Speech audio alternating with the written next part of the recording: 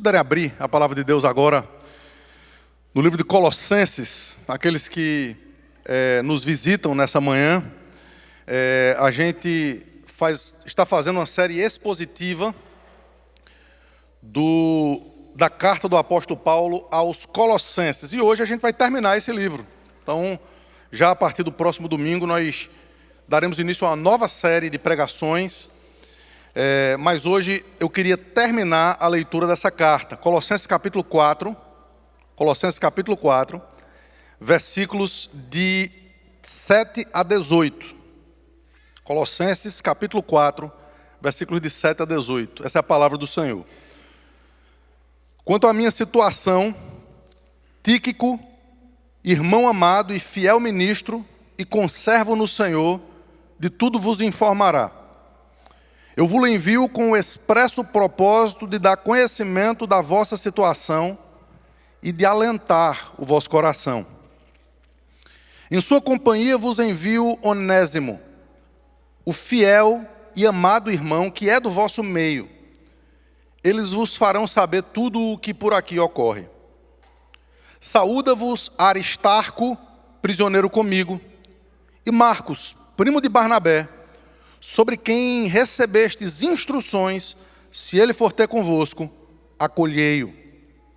E Jesus, conhecido por justo, os quais são os únicos da circuncisão que cooperam pessoalmente comigo pelo reino de Deus.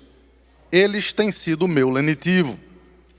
Saúda-vos Epáfras, que é dentre vós, servo de Cristo Jesus, o qual se esforça sobremaneira continuamente por vós nas orações, para que vos conserveis perfeitos e plenamente convicto em toda a vontade de Deus.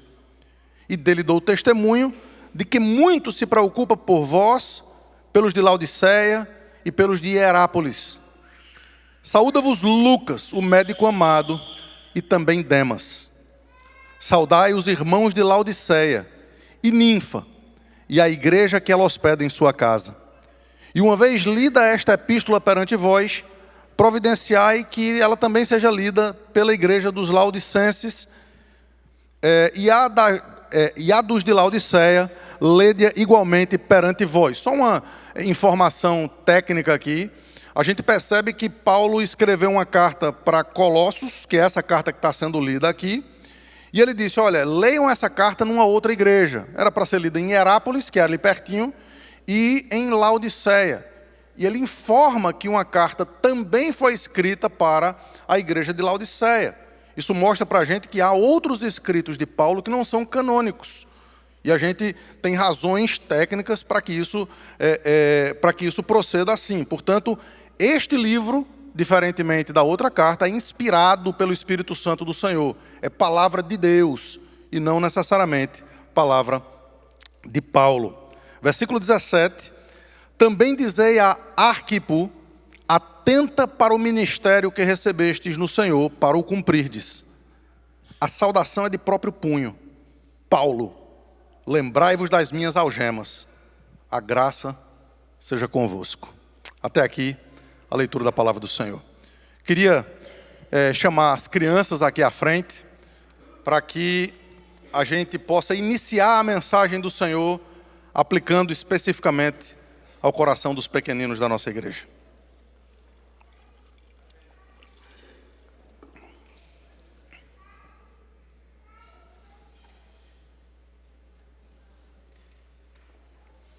Tiago, está onde?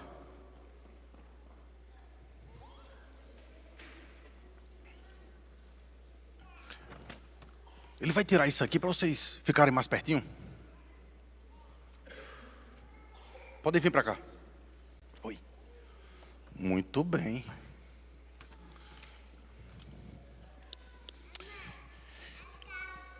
Eu não sei se vocês já notaram. Está todo mundo aqui já? Ainda tem mais uns dois? Então vamos lá.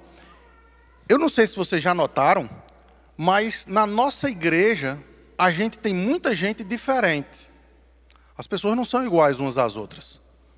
Elas se parecem diferentes, elas têm histórias diferentes. Tem quem fala mais, né? Aqui entre vocês tem quem fala mais. Exatamente. E tem quem não fala nada, tem as pessoas mais caladas. Tem gente que tem medo de montanha-russa, né? Você não tem, porque tem gente que não tem. Você não tem mais medo, mas algumas pessoas ainda continuam com medo, porque as pessoas são diferentes umas das outras. Aqui tem gente que vai para a escola, tem gente que estuda em casa, tem gente que viaja, eu sei, tem gente que viaja todo ano. Tá certo, vovó Bete ficou feliz com a sua visita. E tem gente que não gosta de sair de casa. Nesse texto que a gente vê aqui, a gente percebe que tem muita gente que é diferente, e a gente vai ver por quê, mas elas caminhavam juntas. Elas sabiam lidar com as diferenças umas das outras. Os nomes aqui são esquisitos também, né? A gente aqui tem uns nomes esquisitos, mas vê esses aqui. Tíquico, Epáfras, Arquipo, Onésimo. Imagina se as mães que estão grávidas aí estão colhendo nomes para os filhos delas. Demas, Ninfa, são nomes das pessoas. Mas a gente vai ver que não eram apenas os nomes que eram diferentes. Eles eram diferentes. Alguns eram líderes, outros eram escravos, alguns eram livres, alguns, aqui fala de homens, de mulheres, tinha gente rica, tinha gente pobre. A conclusão é que Paulo olha para todo mundo e ele termina dizendo o seguinte: para todos eles, a graça do Senhor seja com vocês. Vai para o homeschool. E a minha oração por vocês é essa, é que independentemente de como diferentes vocês são, que vocês possam receber a graça do Senhor todos os dias da vida de vocês. Eu queria fazer uma oração e queria que vocês orassem comigo, tá bom? Pai do céu, abençoa a nossa igreja. Somos diferentes, mas temos um só Senhor, uma só fé, uma só igreja. Nos ensina a respeitar as diferenças. Em nome de Jesus. Amém. Vocês podem sentar agora e ficar quietinhos com os pais de vocês.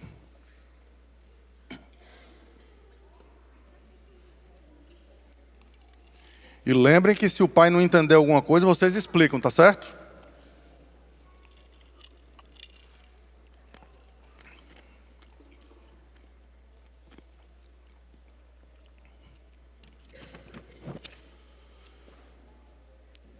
De fato, como as crianças começaram a entender aqui, as pessoas são diferentes demais.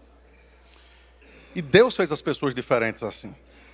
A Bíblia diz que Deus deu dons diferentes e circunstâncias e situações diferentes, porque na sua multiforme graça, Ele faz com que na diversidade possa haver unidade de pensamento.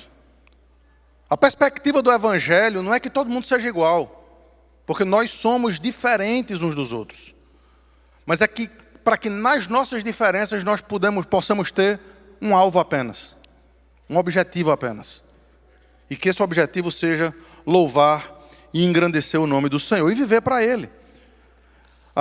Tanto em Romanos quanto em 1 Coríntios, o apóstolo Paulo fala de diversidade de dons. Eu queria caminhar com vocês rapidamente no texto de 1 Coríntios, capítulo 12. E vocês vão perceber que a respeito desses espirituais ou dos dons espirituais, Deus coloca de forma diversa. Nos versículos 15 e 16, a gente aprende que ninguém é melhor ou pior do que ninguém. Se o pé disser, eu não sou mão, então eu não sou do corpo, nem por isso deixa de ser do corpo. Ou se o ouvido disser, porque eu não sou mão, eu não sou do corpo, nem por isso deixa de o ser. Cada um dos membros tem uma função distinta, tem uma função diferente. E nessas funções diferentes, um ouve, outro fala, outro anda, outro aconselha. E é exatamente assim que a gente também aprende nesse texto de 1 Coríntios, que ninguém é maior ou menor do que ninguém. Versículos 21 e 22. Não podem os olhos dizer à mão, não precisamos de ti, e nem a cabeça aos pés. Pelo contrário, os membros mais fracos do corpo são absolutamente necessários. A gente só lembra disso quando leva uma topada, né, no dedo mindinho. Dedo mindinho, ninguém dá o menor valor para o dedo mindinho. Mas quando você leva uma topada, que a unha tora assim no meio, aí você lembra do dedo mindinho. E o corpo todo sofre por causa daquele dedinho pequenininho ali. Essa é a imagem que o Senhor Deus, que o apóstolo Paulo está passando aqui, em 1 Coríntios capítulo 12. E outra, todos nós, versículo 25, todos nós precisamos uns dos outros, precisamos cuidar uns dos outros. E por fim, no versículo 26, nós estamos juntos em todas as circunstâncias. Se um membro sofre, todos sofrem com ele. Agora volto para Colossenses. Porque aqui, isso que o apóstolo Paulo coloca nessas outras cartas, e é um texto bem mais conhecido, ele o faz de forma teológica. E teologicamente a gente entende esses textos. Mas aqui nessa lista de Colossos, a gente aprende isso de forma prática. A gente aprende que a teologia, a boa doutrina, ela só tem razão e só tem sentido se ela atingir os nossos membros, a nossa mente, o nosso dia a dia. Se ela mudar a nossa forma de viver e de enxergar as coisas. Portanto, a gente vai ver essa doutrina aplicada de forma prática. A complexidade da igreja glorifica a Cristo. É impressionante como a sociedade hoje em dia, ela pensa diferente disso aqui. Ela pensa que todo mundo tem que ser igual, todo mundo tem que pensar igual, todo mundo, apesar de pregar diferente, tente ser diferente. Tente chegar numa universidade ou numa escola com um pensamento diferente do que a maioria pensa. E você vai perceber que aquilo que está no discurso não necessariamente está na prática. Nós, cristãos, precisamos pegar esse discurso e compreendê-lo de forma prática. Como é que a gente vive as nossas diferenças? Deixa eu contar um segredo aqui para vocês, que aliás não é segredo nenhum. A gente está caminhando junto há um pouquinho mais de um ano como igreja, e a gente tem percebido as nossas diferenças. A gente tem percebido como as pessoas pensam, agem, sentem, reagem de forma diferente umas das outras. O nosso desafio é fazer com que essas diferenças glorifiquem a Deus, ao invés de fazer precisamente aquilo que Satanás quer usar essas diferenças para fazer. Então, eu vou dividir esse texto aqui em 6 categorias de pessoas distintas.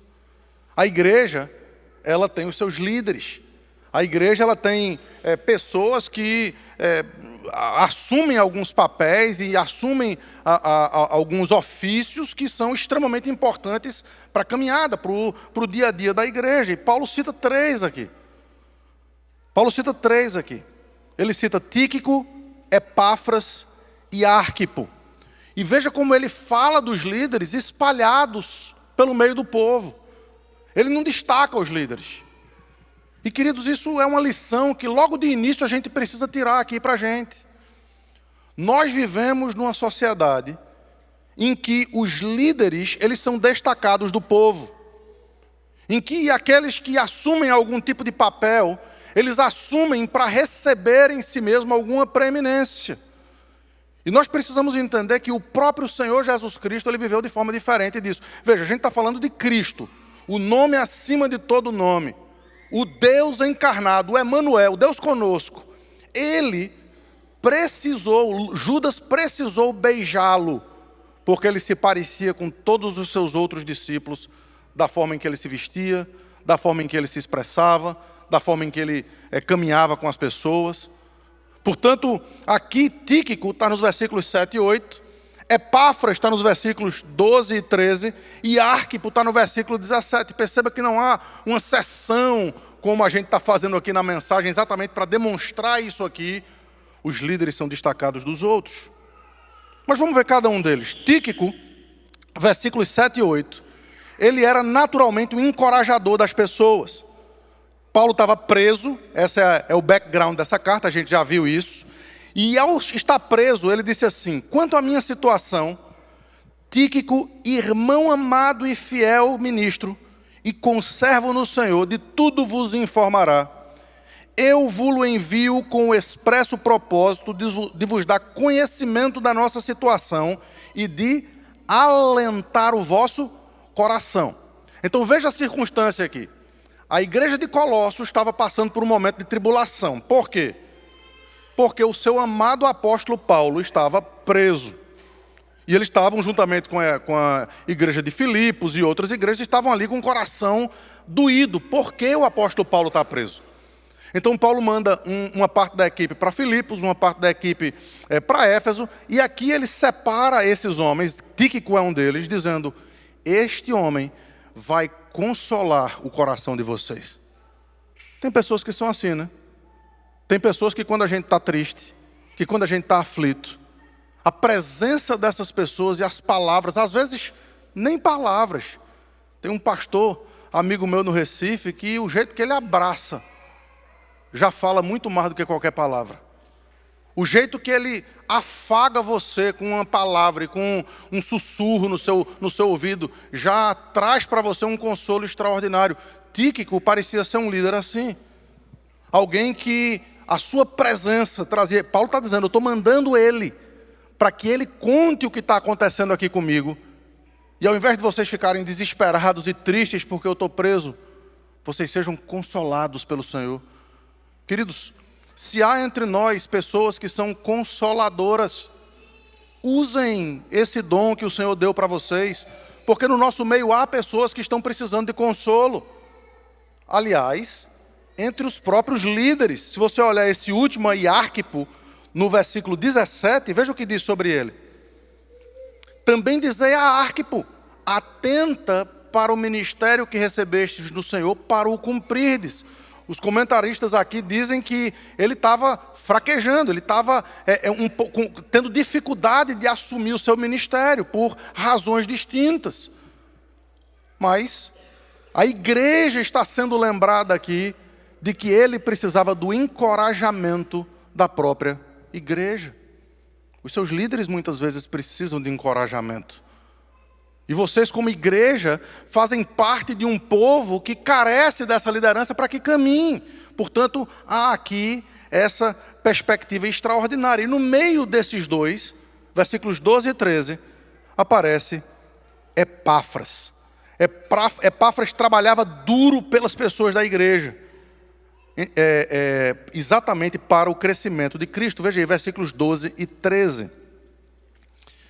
O texto diz assim: saúda-vos Epáfras, que é de entre vós servo de Cristo. Primeira coisa que a gente já destaca aqui. Quem é Epáfras? Ele é um grande líder que veio de fora para fazer diferença na vida de vocês. Ele é uma pessoa que precisou ser trazida para poder fazer alguma coisa na igreja de Colossos. Não. De onde era Epáfras? Veja o que o texto diz. Que é dentre vós.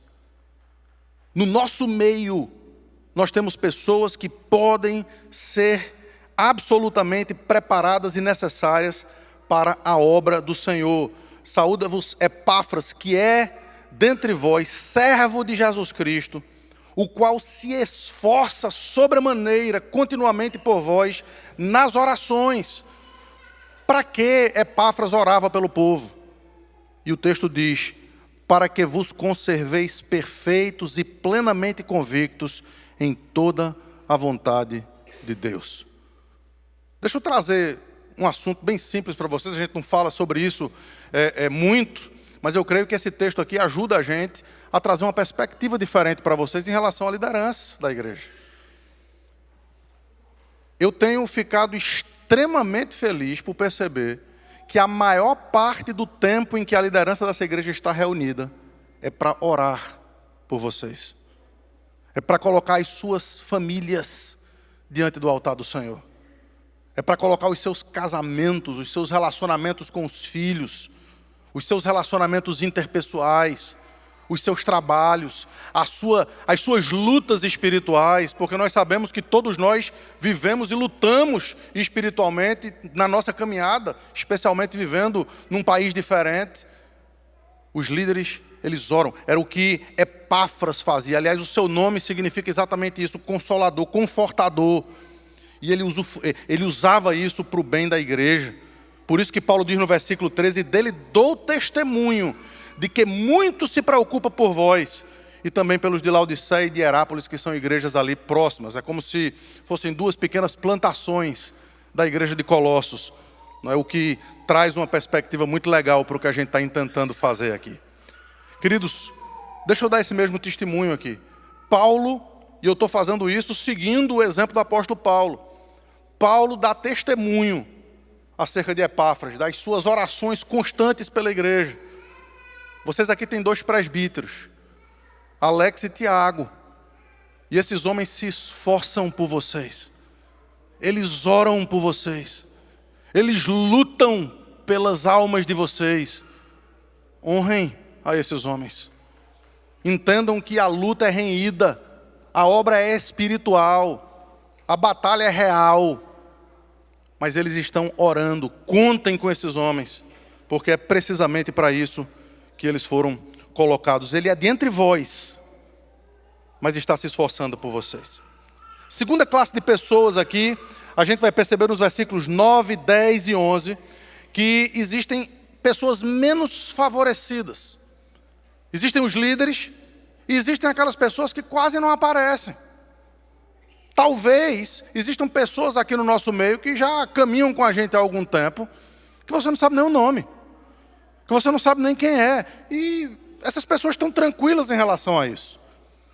E percebam que aqui há até escravos no meio dessas pessoas, né? Partindo para o outro lado do espectro, Paulo fala agora de Onésimo. Mesmo um escravo fugitivo que errou com seu mestre, tem grande valor na igreja. Veja aí no versículo 9. Capítulo 4, versículo 9, diz assim: em sua companhia, ou seja, na companhia de Tíquico, que veio levar a carta para os colossenses, vos envio Onésimo, fiel e amado irmão, que é do vosso meio. Eles vos farão saber tudo o que ocorre por aqui. Quem era esse Onésimo? Para que a gente entenda quem era esse Onésimo, a gente tem que entender um pouco da carta de Filemão. Filemão era de lá da igreja de Colossos, e ele era um senhor de escravos. Não se assustem com isso, isso era absolutamente comum na época. A gente está vivendo numa outra época, num outro momento. Ele era senhor de escravos. E Onésimo, como escravo de Filemão, ele errou na maneira como ele tratou o seu senhor. Ele foi debochado, ele fugiu, ele buscou, ele roubou o seu mestre. E então, uma carta é escrita para Filemão, porque Paulo diz que gerou esse cara entre cadeias. Ou seja, o Onésimo, ele de alguma forma chegou para visitar Paulo, e veja o que é dito acerca dele na carta de Filemão, se eu conseguir achar aqui. Eu tenho pastor Augusto uma vez disse assim: se você só consegue achar Pokémon, eu quero que você ache Filemão. Pronto, está aqui, é a última carta do apóstolo Paulo antes de Hebreus. Filemão, versículos 10 a 12. Sim, ele está falando para Onésimo aqui. Ele está falando para Filemão aqui. Solicito-te em favor do meu filho Onésimo, que gerei entre algemas. Ele antes te foi inútil. Esse é o significado do nome Onésimo. Ele antes te foi inútil. Atualmente, porém, é útil a ti e a mim. Eu te envio de volta em pessoa. Quero dizer, o meu próprio coração. Eu queria conservá-lo comigo. Veja, o apóstolo Paulo queria tanto a presença de Onésimo, mas ele diz: Onésimo, você precisa resolver o seu problema com Filemão. Você primeiro precisa resolver. Aqui a gente está falando de um escravo que teve que se humilhar para voltar para o seu senhor. E Paulo escreve para o Senhor para que também se humilhe ao recebê-lo de volta. É isso que o Evangelho faz. As pessoas menos favorecidas são tratadas aqui como irmãs, úteis, importantes, Não há aqui, queridos, quem não seja útil e importante para o reino de Deus. Aristarco está aí no capítulo 10, no versículo 10, versículo 1. Saúda-vos Aristarco. Quem era ele? Era um prisioneiro com o apóstolo Paulo. Percebam, pessoas que nem tanto se fala acerca deles. E também esse Jesus, com o nome de justo. Percebam, queridos, que quão pequeno você se acha. Isso muitas vezes pode ser apenas sob a perspectiva humana. Deus olhou para você se você é crente, Deus olhou para você de uma forma tão especial, que Ele fez com que o Rei da Glória, o seu filho amado, abrisse mão da alegria que lhe estava proposta, para assumir a cruz, não fazendo caso da ignomínia, para salvar você, e para fazer de você uma pessoa distinta, uma pessoa diferente. Há pessoas que têm dificuldade, que se acham pequenas. Entenda que Deus mandou o seu próprio filho para pecadores, para escravos, para miseráveis. Aliás, ele disse isso acerca daqueles que se acham alguma coisa. Ele disse: não pensem que eu vim para os santos, não pensem que eu vim para os sadios. Eles não acham que precisam de um Salvador.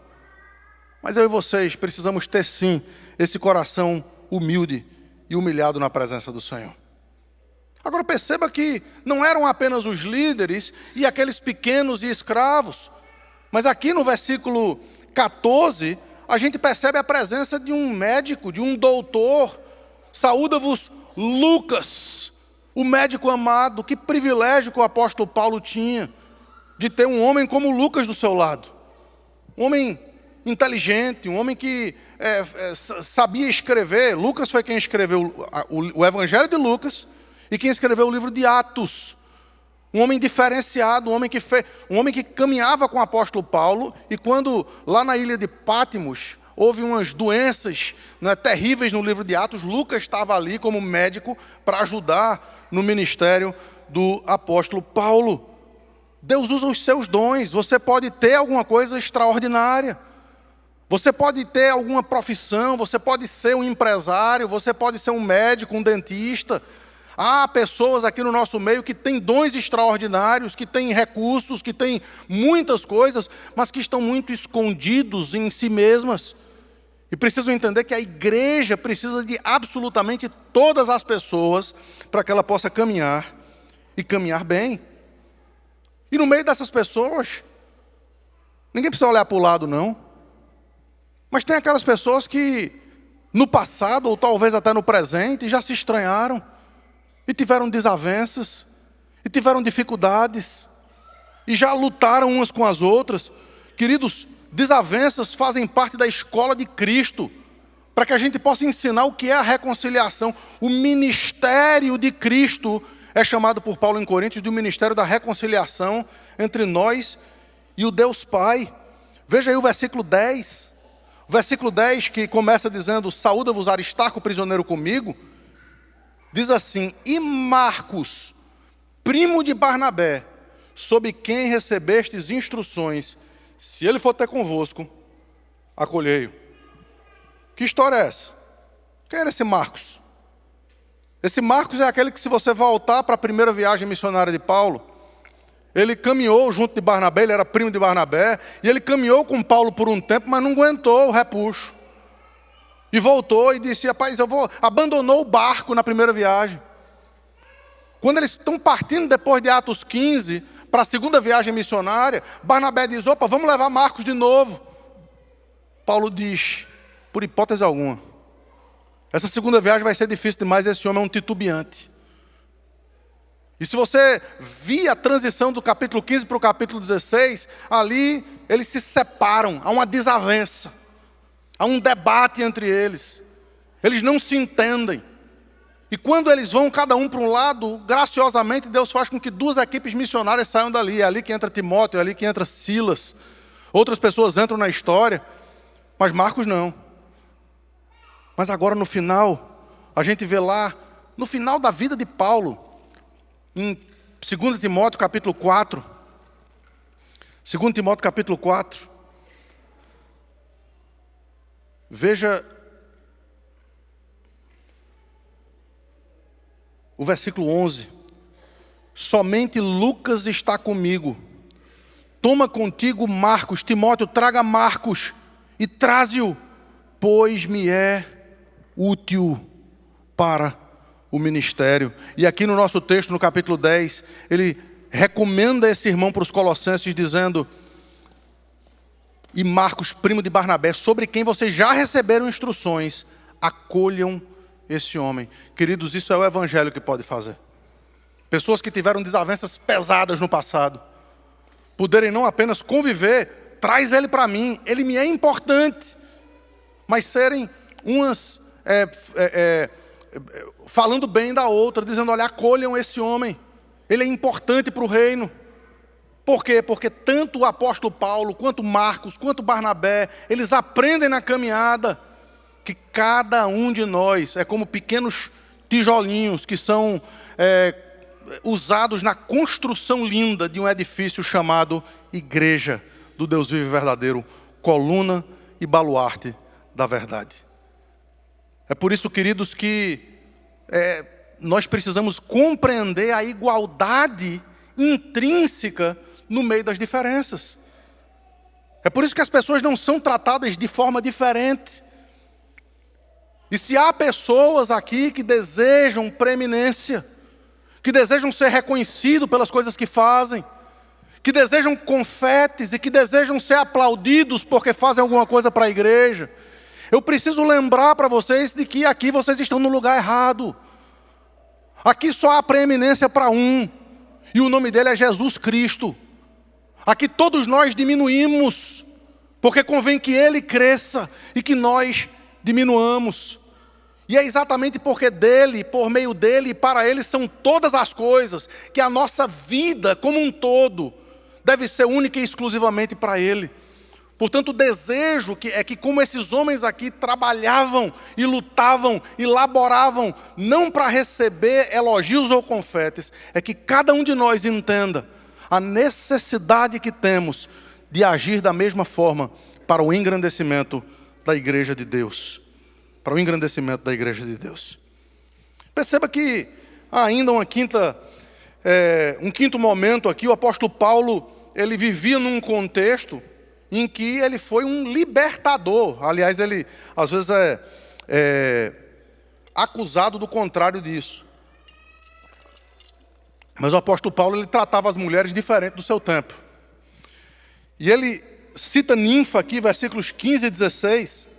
O texto diz assim: saudai os irmãos de Laodiceia e Ninfa, e a igreja que ela hospeda em sua casa. Perceba aqui, queridos, que isso era uma marca do apóstolo Paulo. Quando ele estava no livro de Atos, logo no início da caminhada na Macedônia, lembra que ele teve aquela visão: passa a Macedônia e ajuda-nos, né? A primeira pessoa que aparece para ele ali é Lídia. E ela coordenava um grupo de oração de mulheres ali. E o apóstolo Paulo não apenas a recebe e a aceita, mas ela faz parte da sua caminhada, do seu ministério. O apóstolo Paulo é cercado dessas mulheres piedosas, dessas mulheres que davam seu tempo, seus recursos, seus talentos, suas orações para o reino de Deus. E, queridos, todos nós precisamos entender que essa preeminência, que essa forma extraordinária faz com que absolutamente ninguém seja indispensável. Absolutamente ninguém seja menor. E por último, e veja que a gente precisa tratar disso com muito cuidado, porque não sei quantas pessoas tem aqui hoje de manhã, mas eu posso garantir para vocês uma coisa, e eu digo isso com temor e tremor, espero estar errado aqui. Mas há pessoas aqui que não vão passar a eternidade na glória de Deus. Há pessoas aqui que ouvem a palavra de Deus, que ouvem o evangelho, que ouvem acerca daquele homem que morreu naquela cruz do Calvário para que nós nos arrependamos dos nossos pecados, mas continuam vivendo nos seus pecados, mas continuam vivendo e desejando continuar como uma porca que volta ao lamaçal, como um cachorro que volta ao seu próprio vômito. E mesmo essas pessoas que nós não sabemos porque não tem escrito na testa quem são elas. E nós oramos, queridos, para que isso seja diminuído, para que haja conversões de crentes. Para que pessoas que dizem conhecer o Evangelho possam entender que o Evangelho não é apenas uma doutrina. O Evangelho não é apenas aquilo que a gente sabe na nossa mente, mas é aquilo que vem para o nosso coração. É a expressão do nosso dia a dia. É uma mudança real e verdadeira. E eu estou dizendo tudo isso, queridos, porque aqui no versículo 14, o apóstolo Paulo, escrevendo uma carta inspirada pelo Espírito Santo, ele diz assim: saúda-vos Lucas, o médico amado, e também Demas. E quem era esse Demas? Ele estava no meio da igreja, ele fazia parte da igreja, ele ajudava a igreja. Mas quando a coisa apertou, quando as coisas não ficaram tão fáceis e tão simples, quando o apóstolo Paulo foi para a cadeia e ele entendeu que o evangelho traz consequências, mais uma vez escrevendo para seu filho na fé, Timóteo, capítulo 4, a gente já foi para esse capítulo há pouco tempo atrás. Ele diz assim no versículo 9: procura, Timóteo, mais uma vez, Timóteo, procura vir ter comigo depressa. Por quê? Versículo 10: porque Demas, tendo amado o presente século, me abandonou e foi para Tessalônica. É possível que alguns daqui abandonem o barco, abandonem o evangelho, abandonem a vida cristã. É possível, o apóstolo Judas diz algo extremamente parecido. Ele diz que alguns se banqueteavam juntos. Queridos, o nome de Demas aqui urge para que o evangelho seja pregado todo domingo. Urge para que você seja lembrado nessa manhã que você não pode viver sem Cristo. Que o que está em jogo aqui não é uma semana melhor, não é uma injeção de ânimo para o seu dia. O que está em jogo aqui, queridos, não é que o seu casamento volte a ser como era. O que está em jogo aqui não é que os seus problemas interpessoais, os seus problemas pessoais e afetivos sejam resolvidos. O que está em jogo aqui é a sua eternidade. O que está em jogo aqui é que nós não estamos de brincadeira nesse lugar. Nós não estamos aqui para juntar gente num clube. Nós estamos aqui para pregar o evangelho. Porque o evangelho é a única coisa capaz de transportar gente do inferno para o reino do Filho do amor de Deus. E que o temor do Senhor possa alcançar e calar nos corações de cada um de nós. Para que a gente possa ouvir que, se por acaso há Demas entre nós, que eles ainda têm um tempo de ouvir o evangelho e se converter a Cristo. Que eles ainda têm um tempo de derramar o seu coração diante do Senhor e dizer: Senhor, eu me rendo a Ti. Eu me rendo a Ti.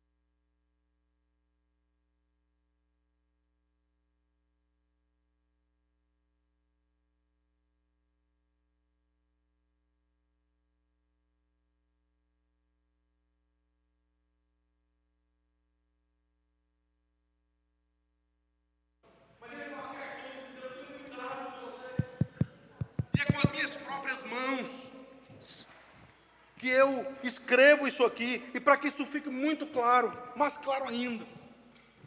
Ele diz: lembrai-vos, está aí, queridos, no final da carta de Colossenses, lembrai-vos das minhas algemas. mostrando, queridos, que em cada uma das circunstâncias, até o sofrimento, está nas mãos de Deus.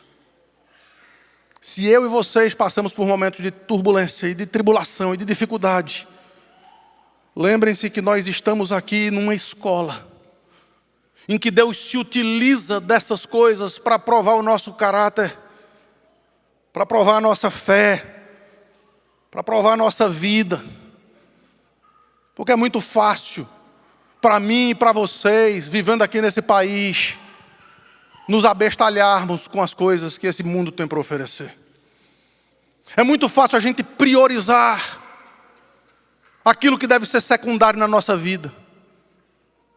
É muito fácil a gente colocar a desculpa em sermos imigrantes, em estarmos recebendo A ou B em casa, em estarmos diante de uma oportunidade única, de termos uma chance que jamais vamos ter, queridos. Não existe nada mais importante nessa vida do que uma convocação do Rei da Glória, do Senhor do Universo, para que nós estejamos na sua presença. E as pessoas estão colocando essas coisas de forma secundária. Mais uma vez, o que está em jogo, o que está diante de nós, não é simplesmente o que nós podemos receber no aqui e no agora, mas é o nosso compromisso e a nossa relação com o Rei do Universo. Porque Ele sim, é aquele que odeia o nosso pecado, mas é aquele que nos ama a ponto de enviar o seu Filho, mais uma vez, de enviar o seu Filho, para que a gente possa saber para onde correr. É possível que pessoas estejam aqui nessa manhã e não estejam entendendo o porquê dessas palavras. Palavras tão duras, tão difíceis. O apóstolo Pedro, ele teve uma experiência parecida com essa. Em João, capítulo 6, amo esse capítulo, um capítulo longo. O Senhor Jesus começa esse capítulo multiplicando os pães. E o Evangelho faz isso. Às vezes o Evangelho alimenta, ajuda. Às vezes o Evangelho cuida de quem precisa. Os diáconos da nossa igreja estão aí para isso. Cauê, Wagner. Eles estão aí para cuidar daqueles que precisam. Você sabe, se você tem uma necessidade humana, você sabe para quem correr. Mas, queridos, nós precisamos entender que essas questões terreais, essas carências momentâneas, elas não podem ser comparadas com o que está por vir na eternidade. E muitas vezes nas teologias nefastas que existem hoje em dia, a ênfase é colocada no aqui e no agora. É por isso que as pessoas vão atrás de coaches e não de pastores. É por isso que as pessoas vão atrás de cura e não de cura da alma. É por isso que as pessoas vão atrás de teologias que massageiam o seu ego, mas que não chamam o seu pecado de pecado e que não chamam você para o arrependimento. Mas a mensagem dos profetas, até João Batista, e depois deles de Cristo e dos apóstolos, era o creiam em Jesus e se arrependam dos seus pecados. Arrependimento, confissão, metanoia, mudança de vida, é precisamente o coração do Evangelho. O apóstolo Paulo, ao trazer essas lembranças, ele lembra a igreja, independentemente, eu queria que você ouvisse isso mais uma vez, independentemente de quem você é, ou de quem você pensa ser. A graça de Deus seja convosco. A graça de Deus, ela superabunda onde abunda o pecado. Se você foi afligido pela pregação do Evangelho nessa manhã, se a pregação do Evangelho para você trouxe convicção de pecado, eu queria que você não saísse daqui desesperado. Eu queria que, pelo contrário, você agradecesse a Deus. Senhor, obrigado, porque o meu pecado foi aberto, porque o Teu Espírito Santo trouxe para mim a perspectiva de que eu sou pecador e de que eu careço, de que eu preciso de Ti. E a graça dEle é maior do que o seu pecado. O perdão dEle, atinge pessoas como eu e como vocês, porque ela é melhor do que a própria vida.